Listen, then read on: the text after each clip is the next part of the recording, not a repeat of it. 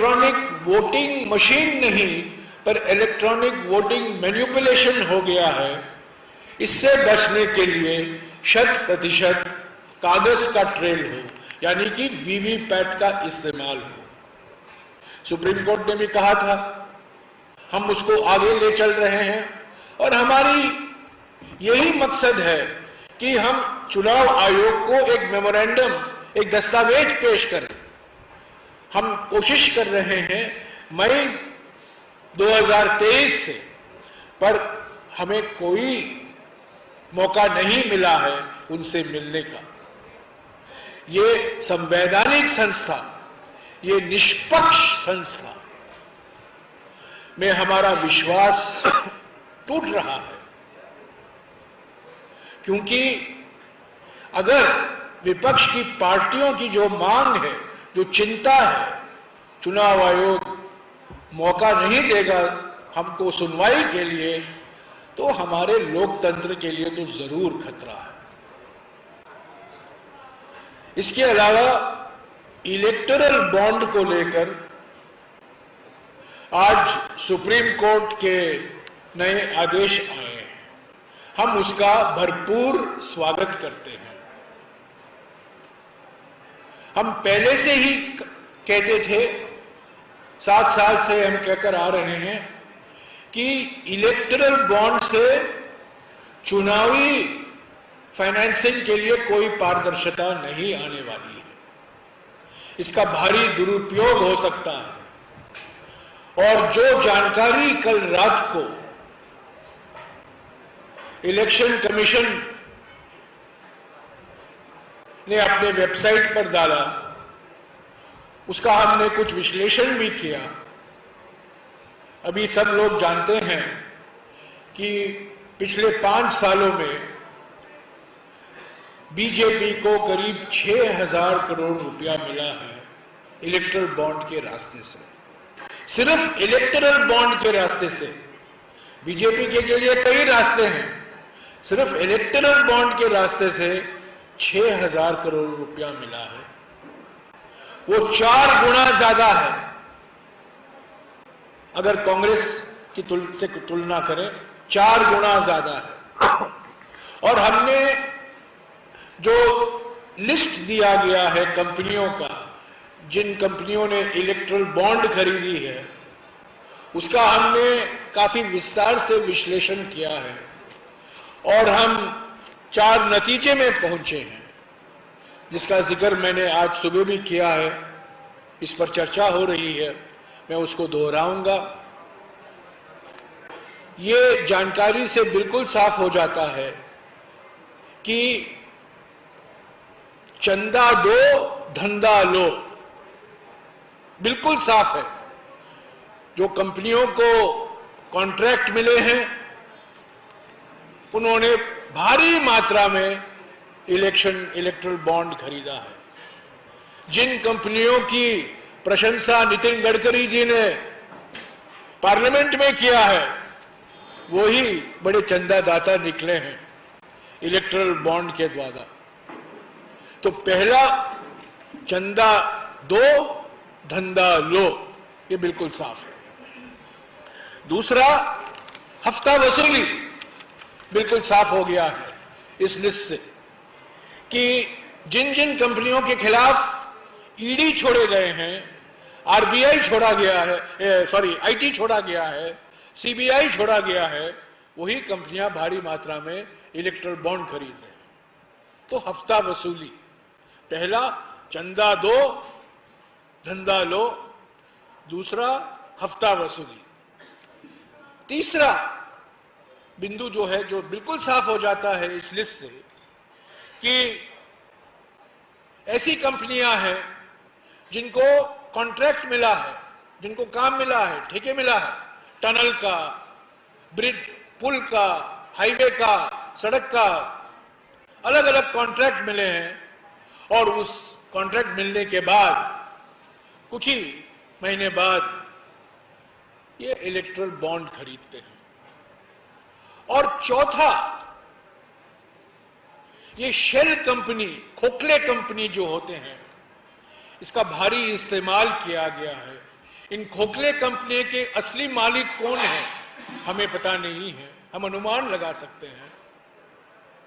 पर इस खोखले कंपनी के द्वारा इलेक्ट्रल बॉन्ड खरीदे गए हैं और इसका भारी लाभ बीजेपी को ही मिला।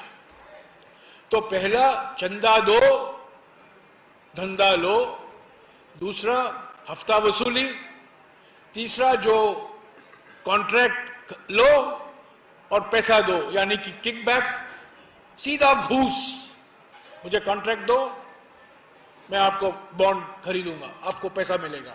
और चौथा, ये जो खोखले कंपनी से चंदा आ रहा है ये भी साबित हो जाता है। तो सवाल उठता है कि कल की जानकारी के आधार पर आप ये नहीं कह सकते इस बॉन्ड से बीजेपी को पैसा मिला है, इस बॉन्ड से कांग्रेस को पैसा मिला है, इस बॉन्ड से एनसीपी या शिवसेना को पैसा मिला है।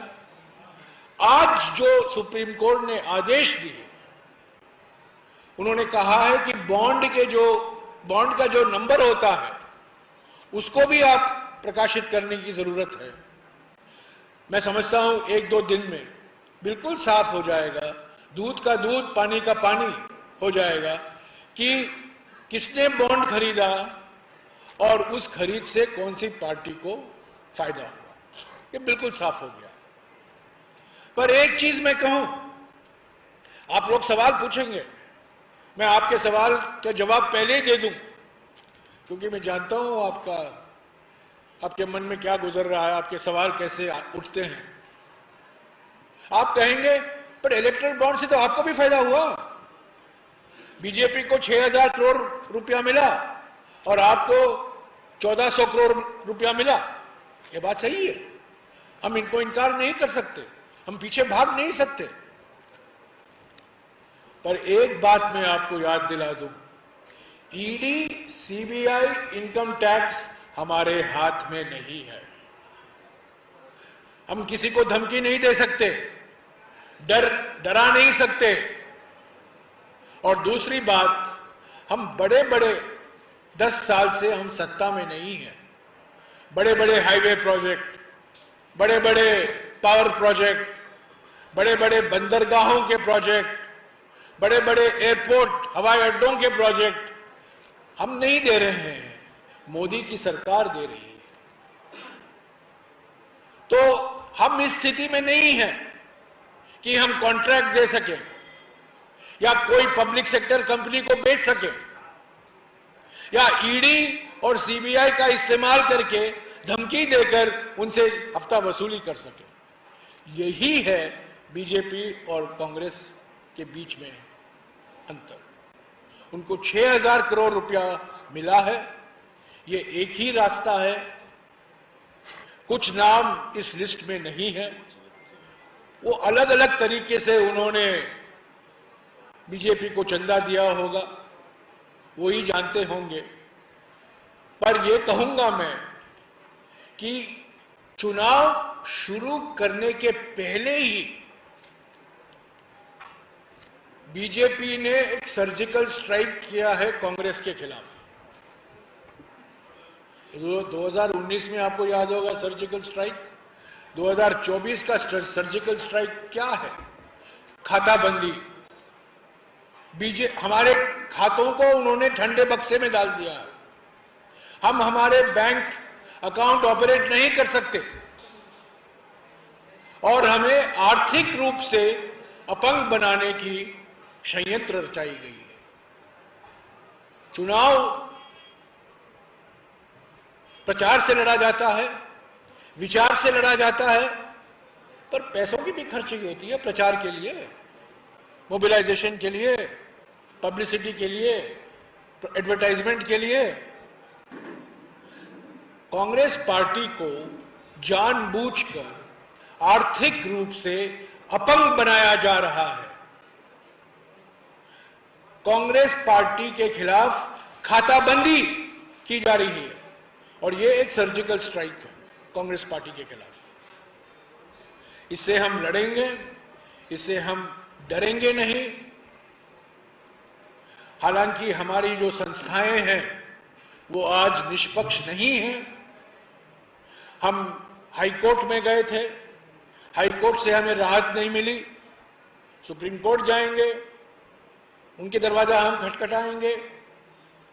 पर ये जो सारे प्रयास हो रही है हमें कमजोर करने की, हम समझते हैं विचार के आधार पर, हमारे 25 गारंटियों के आधार पर कांग्रेस पार्टी को और इंडिया जनबंधन को जरूर जनादेश मिलेगा 2024 के लोकसभा चुनाव में।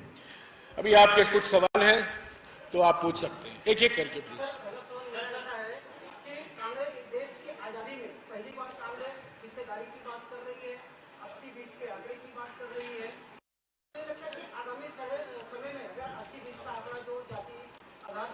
किस पार्टी ने देश को संविधान दिया ये बताइए? बाबा साहब अंबेडकर ने 26 नवंबर 1949 को कॉन्स्टिट्यूएंट असेंबली में कहा कि अगर कांग्रेस पार्टी